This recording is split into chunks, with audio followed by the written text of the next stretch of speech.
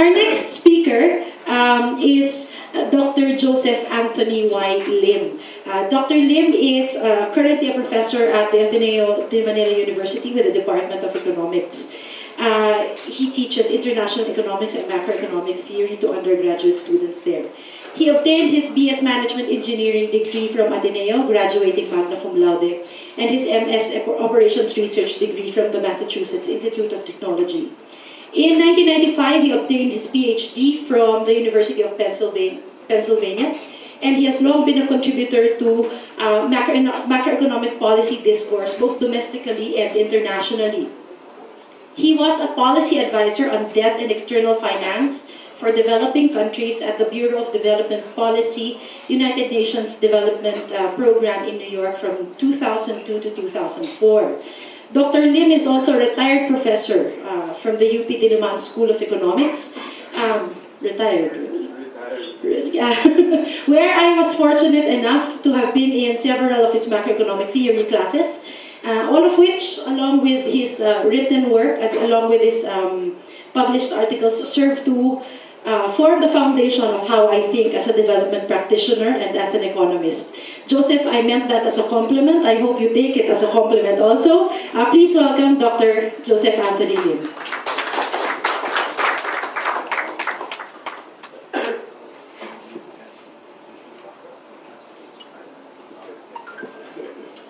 Thank you, Tintin.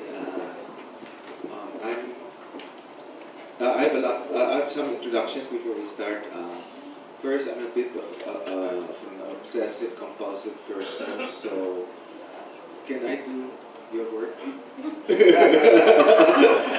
Please.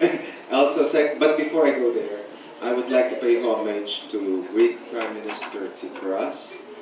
I'm sure all of you know that there might be a Greek exit from the EU very soon, and the Greek people have suffered for 5 years, for more than 5 years, with their economy devastated, and their people suffering a lot, and the EU and IMF are asking for pension and wage cuts, and for a stoppage of collective bargaining rights. It is good that only one leader supported Prime Minister Tsipras, and that is Austrian Chancellor, I forgot his name. So, Heil Austrian Chancellor. Okay, I'll go over here.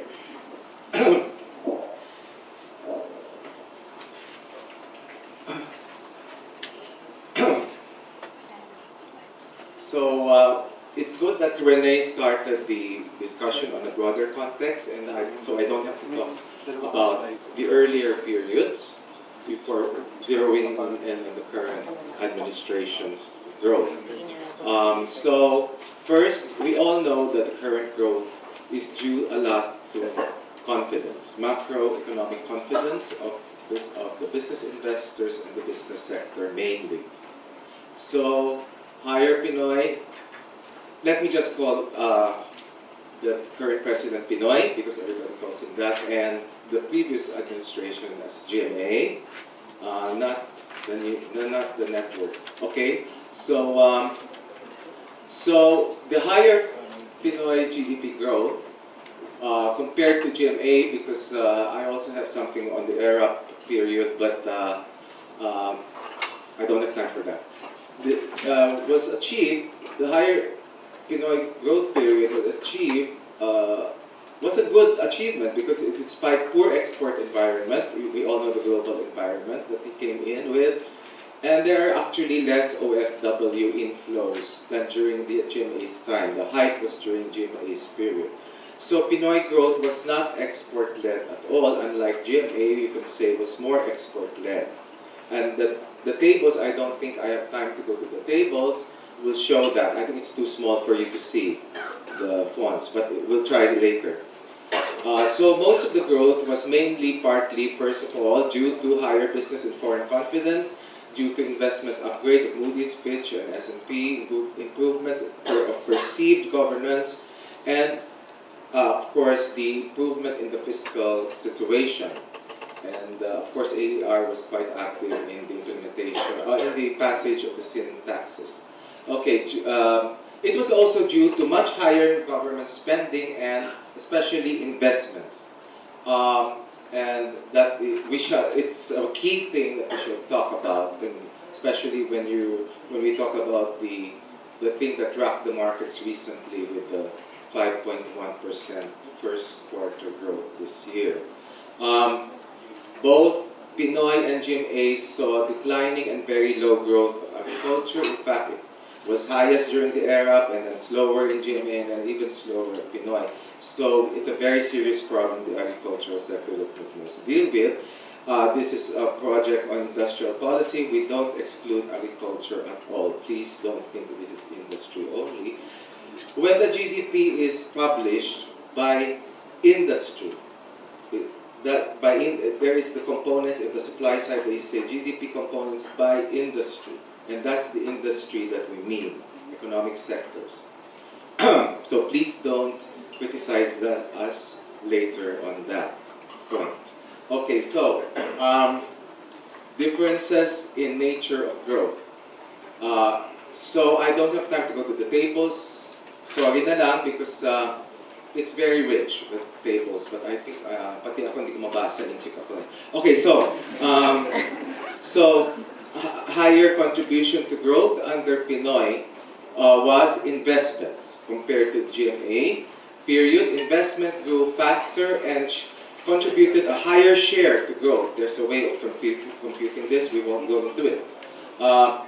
And this is mainly due to confidence and higher public investment. I said this critical in the Pinoy period's growth is public investment. Manufacturing and industry also grew faster than during the GMA period, and more than that, it grew faster than the service sector, especially during the good years, not the last quarter, okay? Which was a bad growth that dropped the markets, no? Malas tayo, no? Those who put your money in the stock market. First growth, lower than expected, much lower, and then came the Fed rate increase expected, and then the Greek crisis. Hindi ko alam bakit ang business world, feature ba ang Greek problem? Sa abroad lang yata. Okay, but we should know about that. Okay, domestic economy, Tintin will get mad at me, straying off the point, but I think it's very important that all of you read about that now. Please. Pinoy period relied more on domestic demand than on exports. I said that earlier, and less on OW remittance. This is quite an achievement, no? It is based on domestic economy. So the praise probably would end there, mainly there. It's quite an achievement to have a confidence-driven growth based on perceived good governance and fiscal balance, strong macroeconomic fundamentals, etc., in the traditional sense, and to have it rely on domestic demand, investments, consumption, and government spending, private and public construction and investments. Okay, so this is, can you see? I hardly can see, but anyway, look at the last line. You can see the AER IP growth, the average would be 3.46. If you have questions about the dates, those are not exactly the dates of the GMA years and the Pinoy years, but just trust me, I threw out some of the off years because it was not the fault of these governments. Okay, so about 0.8 percentage point higher under the Pinoy administration. You can also see the investment growth, which is under fixed capital formation, grew much faster under Pinoy, and net exports was very low under Pinoy. Exports was very low under Pinoy. Among the three administrations. I won't go. I hope you get the paper and the PowerPoints anyway.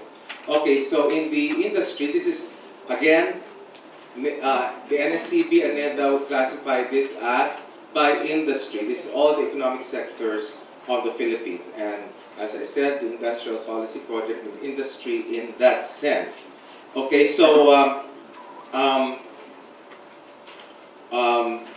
as you can see, manufacturing grew much faster as during the Pinoy period, and the industry sector, but mainly because of manufacturing. And it grew faster than, of course, the service sector grew faster because it is a bigger share. This is weighted on share, no? On the share of the sector. If you can see the contribution to growth, that is the share contribution to growth, you can see the share contribution of manufacturing is much higher now under the Pinoy administration. Also, if you look at, it's not in the table, if you look at this plain flat growth rate of the industrial sector, the manufacturing sector, the average of the Pinoy years was much faster growth in industry and manufacturing compared to service of the services sector. Now, of course, the agricultural is very bad. Okay, so why so? Why is manufacturing industry doing better? The GMA growth years were not bad. It was more than 5%. It's slightly less than 6% for Pinoy up to 2014, almost 6%, let's say 6%. Only 1% difference, but why manufacturing and industry is doing better? Remember, manufacturing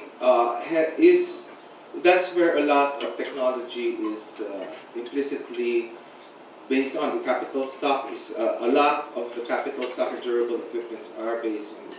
And technology is really, and many of the support industries that are technologically based and high value based in the service sector also are connected to the high value added of the manufacturing sector. So productivity of the economy and technological upgrade is key, both in the service sector and in the industry sector based on the manufacturing. Okay, so, and of course everybody knows this is very fresh in our mind. In the first quarter of 2015, it was announced end of May that there was a big shock first quarter of 2015, so GDP growth slowing to 5.2%. The experts were expecting, the market was expecting, and the market, of course, based it on a Delphi method type of asking the so-called experts to predict. They predicted 6.6%, and what turned out was 5.2%. Compared to 5.6% in last year's first quarter, which was also a disappointment last year, if you remember. And the GNP growth is now much lower in this first quarter, 4.7%. See, we are less dependent now on LFW inflows. Although it's still growing, huh? It's still growing. I'm not saying it's declining. Okay, so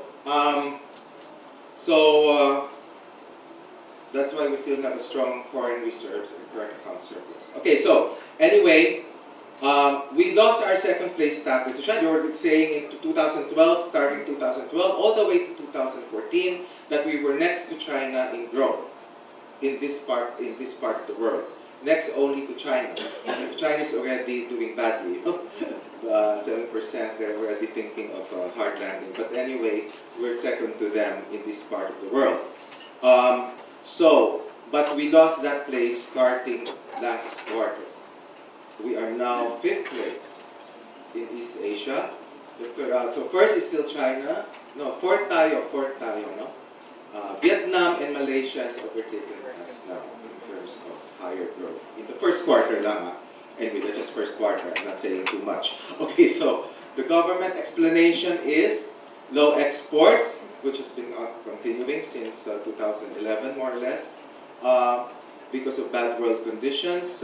It's a bit fluctuating, some good quarters, some bad quarters, but you always expect some quarters to have bad, low export growth.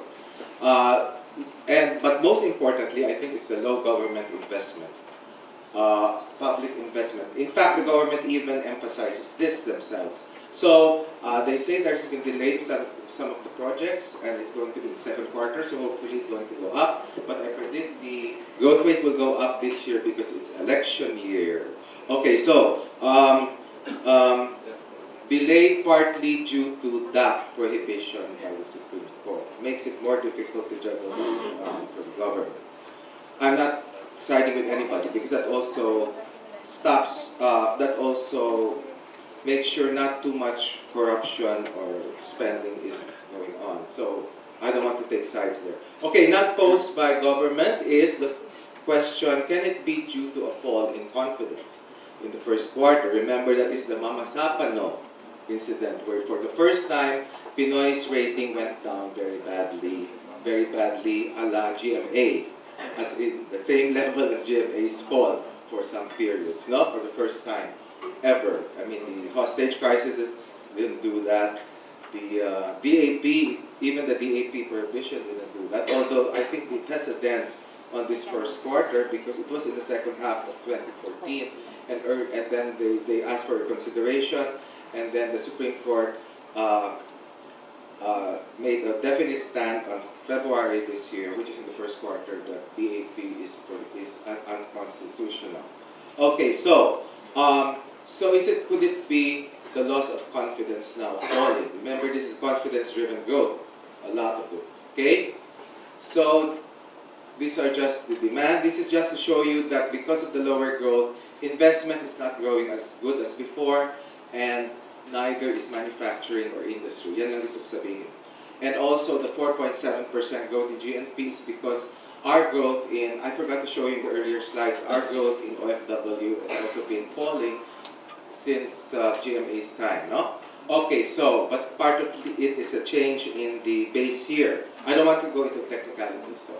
Anyway, but there's still some evidence that the OFW remittance growth is now declining from the peak of the GMA years. Okay, so I have to go fast because Tintin will kill me later. In the global, so this is just to show you that foreign investor confidence has been driving this. All the credit rating agencies upgrade up to investment grade. Naging investment grade na tayo. Pero mababa, it's the lowest. BBB minus, BBB rating. Okay, so from 2010 to 2014, the Global Competitiveness Report, we improved our ranking from 85 to 52. Governance area from 117 to rank 67. In ethics and corruption from 135 to 81. Ang laki ng relief, no, between 2010 to 2014. But I have to point out, and they keep using the global competitiveness to say, see, we need to back the upgrades. The Global Competitiveness Report also shows that we have bad weaknesses still in the competitiveness side. Bad infrastructure. For even this for business point of view, no? I think Makati Business Club ang sinasurvey dito, di ba? Okay, so bad infrastructure, airport infrastructure, seaport infrastructure, peace and order, security situation, threat of terrorism and businesses, especially in the south. And of course, that is mamadali na ako. Okay, so that is very key now, a key thing to the BBL discussion. Okay, so insights about the nature of Pinoy growth. Let me repeat. It was highly sensitive to confidence, and it seems when the confidence is a bit gone, the growth is also being gone. Although this is just not really proven, pero just conjecture, pero I think most of you think that, no? Tama? Okay, so investments have higher growth, the higher the GDP growth. Okay? We've shown that. The higher the GDP growth, the higher it's mainly probably higher confidence, so investments are higher, and public investments go with it, no? They try to drive it higher also. It's during periods of high government spending when their high growth happen also. Industry and manufacturing have higher growth than the services growth. For the others, please tell me if it's too technically boring. Economics, I tried not to do that. Later on, I put a lot of Tagalog here. Sorry for the foreigners. Okay, so sinabi ko na, I already said this before, sinabi ko na. And, okay. By the way, the last quarter, the first quarter of last year was also a bad growth, below my expectation. And remember, it was because of Yolanda. Confidence there. Oh, of course, the first fall pala in government confidence was in Yolanda, no? Because of the bungling of sa Yolanda, no? And then, pero it was quickly forgotten. But up to now, I think the bungling is still there. Okay, so anyway, public pala itong sorry, business world. Okay, so, sorry. Okay, so, nasaan ba tayo? Okay, so, very key. Confidence and government investments driving the growth are partners. They are not just two different reasons. Okay, so Um, but confidence, as we see now, cannot be forever there. It cannot be just based on the personality of the president. And finally, in 2014, late 2014, with the DAC, and now we have seen it being eroded. And then with the fear of the next president being, charged right away to the Makati building or whatever, the confidence is almost gone. But thanks to Grace Po, there's some hope. Okay, so, ano ba sinasabi ko? Okay, so, Fitch maintains a stable outlook for the Philippines, BBB minus. Strong points is improving macro conditions for the traditional economies, macro fundamentals, but some of it are important. Employment is, as I will show later on, has improved somewhat. Fiscal position, of course, high credit growth, strong current account surplus, continuing OFW inflows, which has increased our reserves, and BPOs are all there, these things mentioned by Rene, no? But the weak points, at least Fitch mentioned the weak point, and Fitch is the most severe among the rating agencies. They put BBB minus, yung iba BBB. Lahat investment grade pa naman.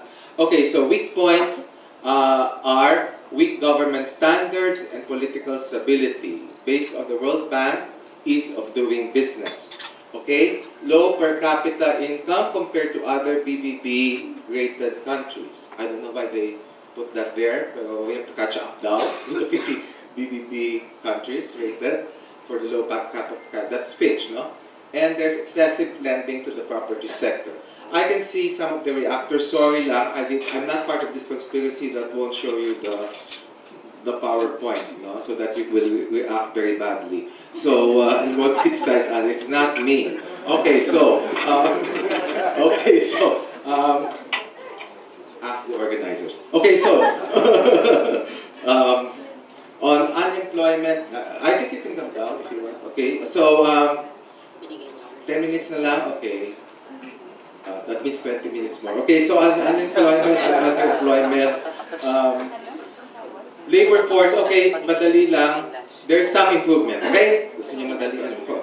That's how we get. Pangit ang discussion, okay? So, there's some improvement. Bahala kayo tumingin dyan, ha? Okay, so, underemployment, even less improvement. Bahala kayo dyan. Okay, using the SWS surveys, jobless rate, not good, 2013, 2014, but suddenly in the first quarter of this year, in the first quarter of this year, which is very much against the first quarter GDP growth, the first quarter of this year, this is SWS lang naman, this is based on people's perception, no? Jobless rate, hindi lang yun, sorry, hindi lang yun, nagalit si Mar sa akin. Okay, so, jobless rate went down to 19% from 27% in the last quarter. But that's a big jump. Pero that's only one quarter though. That doesn't say much. Okay, so, sabihin mo kung sobrang mabilis na naman ako, ha? Okay, so, confidence-driven growth due to strong fundamentals, perceived governance, sabi ko na ito, diba? Perceived good governance is fading, of course, sinabi na natin din yan. And then the world conditions is very volatile now, an increase in Fed hike, soon, most likely September, if not September, within this year, December. If not within December, February. That's how the market stocks, diba? Ganun ang market every time. That's why all of you invest in stock market, nasisiraan na kayo. Okay, so, Greece default. For those who have stocks, you know why it's falling the past few days. Greece default, but the newspapers, wala yan. Okay, so, kawawa naman ng Greeks. They're dying. Okay, world confidence might evaporate anytime. Oh, of course, the European banks making a Lehman Brothers return, of course, will not happen most likely, but of course some people fear that. That's why the stock markets are falling hard. Okay, so, obviously, economic confidence cannot be sustained without hard work, without just relying on private sector and the markets. Okay, here comes the controversial point. Again, without relying on domestic economy, we have to rely on that, on a very volatile global situation now, and winning the confidence of the masses. This is where Marcos went wrong. He has very good growth in the 70s, but he did not win the masses, especially when somebody died. Okay, so ang mga bossing dapat pakinggan naman. At saka pakinggan naman ninyo ang sinasabi nyo rin. Okay, so ang mga bossing. Okay, sorry for the foreigners. I really have to talk in Tagalog. Sorry. But you will still get the gist. Okay? Government surveys. Wait, one ba ito? Now, I won't go into it kasi sabi niya konting oras na. Bahala kayo dyan. Basahin niyo yan. There's a lot of problems looking at government data on poverty. There's a change in definition, sometimes in the 90s, old definition, new definition. So you cannot compare the different years in terms of the poverty incidence because of the definitions of poverty, especially on the non-food items, no? Recreational, cultural things that the poor should enjoy was a part of the poverty, in estimating poverty threshold before. They've taken that out. Hindi nakasama, it's not part of the poverty threshold, so that reduces the poverty incidence.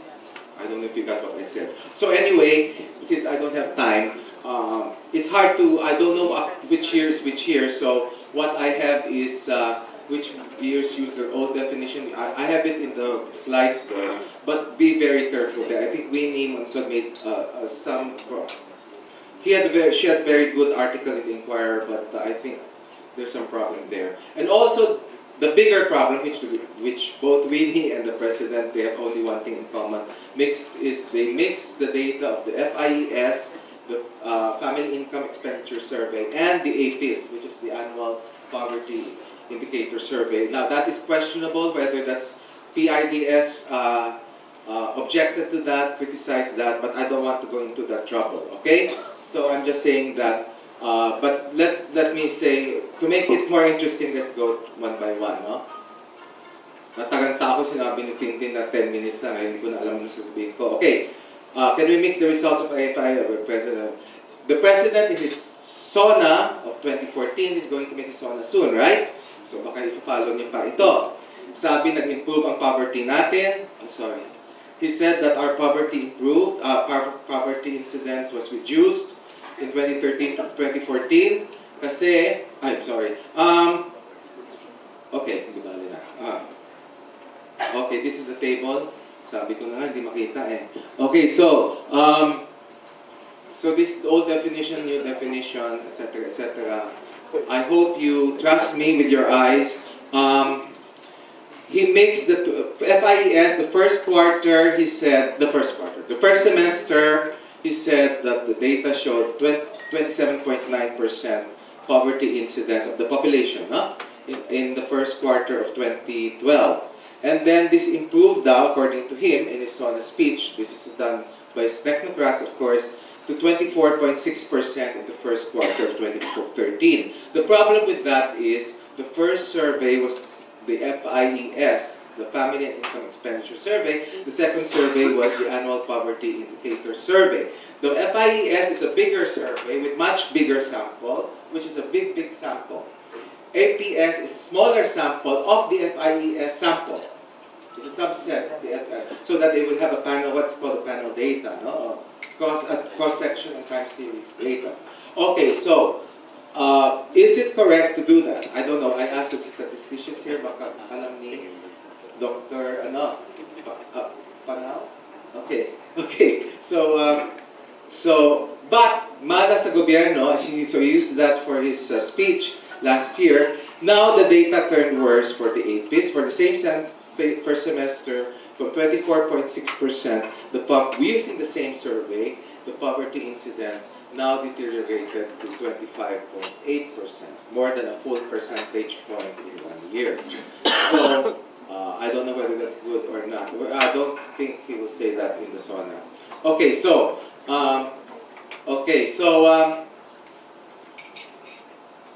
from the poverty data, for sure the MDG goal will not be achieved, no matter what definition you use. No matter what survey you use, the MDG goal of halving our poverty from 1990 to 2015 will not be achieved by the Philippines. And so the very high growth that we got did not help here. because poverty will only move marginally, if at all. There was a, okay, so yun ang gusto ko sabihin, 10 minutes is up. Okay, so, from the self-rated birth, so she says 3 minutes, it means it's 13 minutes more. Okay, so, this is self-rated poverty of Mahar Mangas, SWS. You can see the poverty rate there is just stagnant from the Arroyo years to the Aquino years. I don't know why there was a fall in poverty incidence from the Ramos period to the Arroyo period. So, at least may good something in Arroyo. But self-rated poverty ito ng SWS. For the food poverty, which means if malapit na sa if you're hungry or not, there's just also just fluctuating, hindi not increase, except for the last quarter. Again, first quarter of this year, mabait ang SWS sa gobyerno ito. First quarter of this year, there was a fall in the food poverty incidence. Okay, so but that's only one quarter. Okay, so it goes up and down, so one quarter down is not saying a lot. Okay, so out of 100, there's a social progress imperative survey. Please look at this. This came out April 2015. They have a website, the Social Progress Imperative Survey. Imperative, okay, so the Philippines score, to show you that high growth doesn't show and doesn't mean social progress. The Philippines score deteriorated from 56 to 64 in 2014. Basta it deteriorated 56 to 64 in 1 year. It scored well in personal freedom and choices, access to basic knowledge and tertiary education, actually, and ICT, information and communication technology. It scored badly in basic human needs, especially personal safety, and some health indicators such as premature deaths from non-communicable diseases. I hope it's not murder. But anyway, and obesity rates. Matataba tayo. Okay, so it also fared badly in ecosystem sustainability component, especially depletion of water resources. Very true in the rural areas and the poor areas. Also fared badly in press freedom. Take note. Business world. Kasi pinapatay yata kayo. Okay, shows that high economic growth doesn't necessarily lead to social progress. So this leads me to the anti-poverty strategy of the government. I have to go like a robot with a CCT program, Pantawid, Pamilya, Filipino program, 4Ps. This government mahilig sa PPP, PPP, PPP. Okay? Private-public partnership, Pantawid, Filipino program, 4Ps. Okay. Ang mga pro sa PPP ay ang promote education, and according to them, it promotes education and skills of the economy because it's conditional to the children staying in school, eradicate child labor, mothers more healthy, conditionality is maternal care, healthier labor force, etc.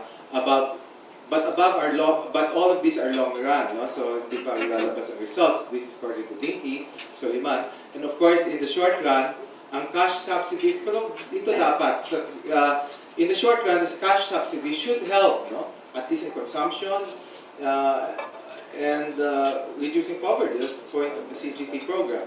But it's not showing very clearly. Those who are critical, this is the pro side of the argument. The con side is it's an expensive program. Many legislators are complaining it's going to be 62.6 billion pesos in 2014. And they're saying, is it worth it? Or should we just put it in other spending like health centers or providing jobs, whatever expenditures. So that's a question of where to put the money. No? There are also indications from past studies that are leakages from the conditional cash transfer programs. In other words, the targeted households are not really the ones getting the money. There's even somebody who consultant for World Bank who is pushing for CCT and for the who says that it's not so bad that there are leakages because it still helps the poor because I don't understand. But if the near poor is the one who gets it, not the real poor, it still stops poverty. I don't understand. Anyway, kung ang mga pera ay tapos na, hindi. So that means 10 minutes more, folks. Okay, kung ang pera gagamitin sa iba, di ba mas makikinig? This is all in Tagalog, sorry. Okay. Okay, so you can put the money elsewhere or in CCT. So that's the conclusion. In conclusion, masaya na kayo dapat. Anong dapat gawin ng gobyerno? What should the government do? I have to translate myself. Okay, what is the strategy of the social services? In education, we get in the headlines K-12 and August opening of classes, no? To be, di ba? We already postponed. Yan ang nasa headlines. Will this help education in the Philippines? How about the overcrowded rooms? I'm translating myself, it's on Tagalog. And those who have far-flung places to go to school, the children walk kilometers. What is being done here? There might be something being done here. I don't know, but it's not. We don't know. What is the quality of education? The pay for the public school teachers. That's part of the reason why the quality is not very good. The diploma mills in University Belt, or perceived diploma mills. The perceived error-infested textbook, DepEd. What's being done here? Okay, the corruption. This is ang matuwid, right? In the textbook thing. In the social services delivery, the big controversy is should we use PPP? Let's go to that. Especially health. So we finished with education. How about health? Of course, the most important is PhilHealth University program, especially for the indigents and near indigents. Just talked to Risa Ontiveros, who is in the board, of the PhilHealth board. No? She was good there. Para sa programa ng mga indigents, so they're now trying to push an indigent program na outpatient, no? Na hindi lang inpatient. Okay, so are we going to use private health providers? Yes, she says, but this will be paid for by the government, hopefully, no? But since it's for the indigents, but they're more expensive, right? So we will use up more government money, public money. That's why probably it's not yet implemented yet. It's a very difficult program to implement, and they're going to get it from the sin taxes, supposedly. So these are the things being done, but they're all in the planning stage. On the preventive healthcare, what's going on? Of course, the ongoing immunity programs. But there's a big increase in HIV. All of you know that. I think it's reaching alarming proportions. But preventive care, where is there? Safe sex, nagalit at church, etc. So, also with preventive healthcare, what's being done with sanitation. BFAD, the Food and Drug Administration. Of course, part of it is the curative part, the drugs, but the food part. Okay. Of course, there are also rumors circulating. This is related to ang matuwid. But it's good. Kenneth is there, no? I think it'll be fine. No more. No more na? Oh, it's bad. Okay, so, kasi maraming corruption daw. Kaya mabagal ang very slow in approving generics medicine. Okay, so, because some say it's a captured agency, no? So they purposely make generics inferior, actually. That's once, and many of the doctors believe that, actually. Okay, so you have very, very important problems here that is related to daang matuwid, but people don't know of. The public hospitals, the plan with this, and this is the most controversial, is going to be privatized and modernized. Public hospital, and most especially the National Orthopedic Hospital, the only public hospital that deals in orthopedic and bones. Fabelia, Raul's Hospital, Fabelia Memorial Hospital, the only public hospital that deals with maternal care, talking about CCT. Of course, it's good to modernize this using the private sector, but the poor are going to use this, who will pay? They will charge more. So this is, of course, it is related to the PhilHealth. Very critical that PhilHealth comes in here. So many activist health groups are already questioning this. I'm not siding again, because I don't want to say anything until I really study it. Okay, so and then we have other problems. High cost of medicines, very important. Nakalimutan na generics, dati parallel imports, generics under Benson. Now we have generic pharmacy and right aid, very good private sector initiatives. But how about the quality of the generics in BFAD? This is related to BFAD, the Bureau of Food and Drug Center. Very important thing to do. These are so many things that we have talked about. Low-cost housing, daycare centers, orphanages, homes for street people, institutions for the physically, mentally handicapped, etc. For the physically, mentally challenged, mali ako, I'm not politically correct. The politically correct word should be physically, mentally challenged. Okay, so all of these have to be talked about. So finally, we have the most important, the political strategizing. How do you institutionalize the ang matuwid? Of course, we said it cannot be on the level of the office of the president alone. Of course, we know he is not corrupt, most likely, but why does he protect his cabinet secretaries who are perceived to be corrupt and inept? Mama Sapano comes in. Why does he say he protected me from the bullet? Okay, so nothing to do with Mama Sapano. Okay, so how about entire government bureaucracies, the private sector, the NGOs, the Napoles thing? We are all dependent on whistleblowers. If no whistleblowers, the Ombudsman and DOJ will not do anything. The DOJ is still not acting on the other, just after the 3 senators, those who are in the party. Okay, so is this the Amatuwid? In the US, there is the Attorney General, the equivalent of Ombudsman. He is the one, not the whistleblowers, doing this. Okay, so institutionalization of this is very important for the confidence to continue. And it has not been done. Not been done also under Cory. Sayang, because too bad, I have to interpret myself, too bad because the popularity was there. Political movement could have been there, political party formed based on that, but no way, no way. Politics have to come in. Political lobbies have to be served. Okay, pro-people policies to achieve social cohesiveness. Agrarian reform. Talk to the farmers, please. What do they want? Don't say it's good for the agricultural sector. Talk to the farmers, please. Okay? Distributive policies. What do they want? So, urban areas. Low-cost housing. Progressive taxation. Protection of indigenous people. Is it there in BBL? I don't want to take sides. Comprehensive peace pact does it protect indigenous people? Gender equality. FOI. Political strategizing. You want to pour the masses, the NGOs who support you?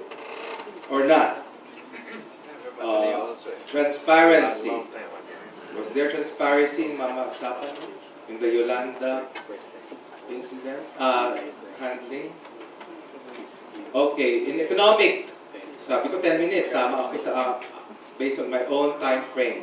The last slide, sayang, conducive na sana ang growth sa 2012, 2014, and very good growth, reliant on the domestic economy, based on confidence, promoting industry, manufacturing more, maybe some technological help here because of this good growth, encouraging investments in government spending, infrastructure.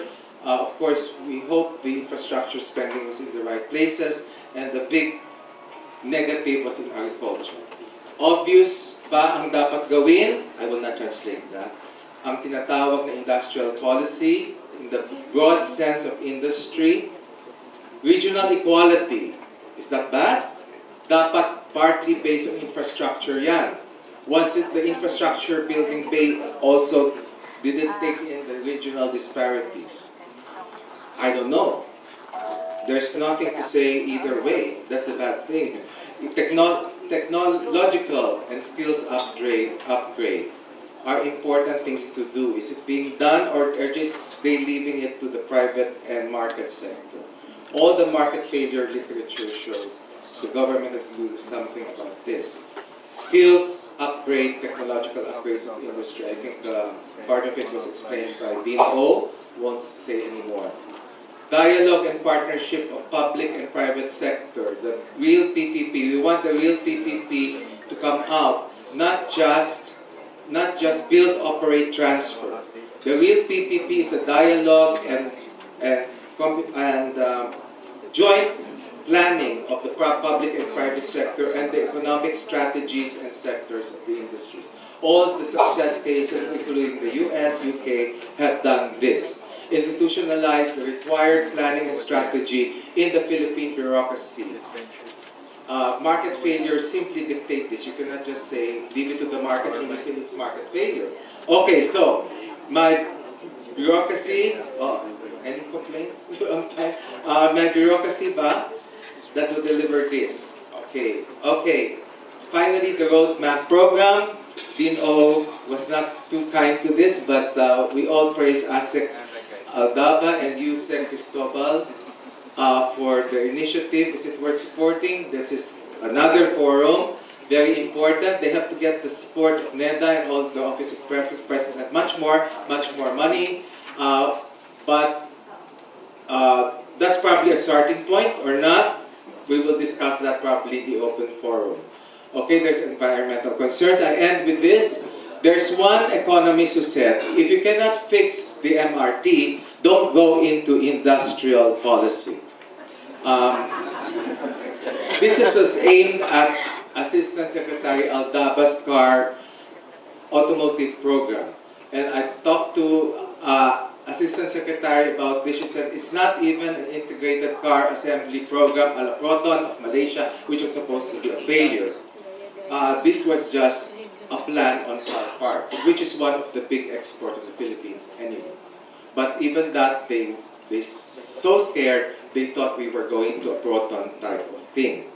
But if you use this argument, they already said that in the 80s also. If you cannot collect garbage, should you go into industrial policy? Then I will ask them, should you go into CCT?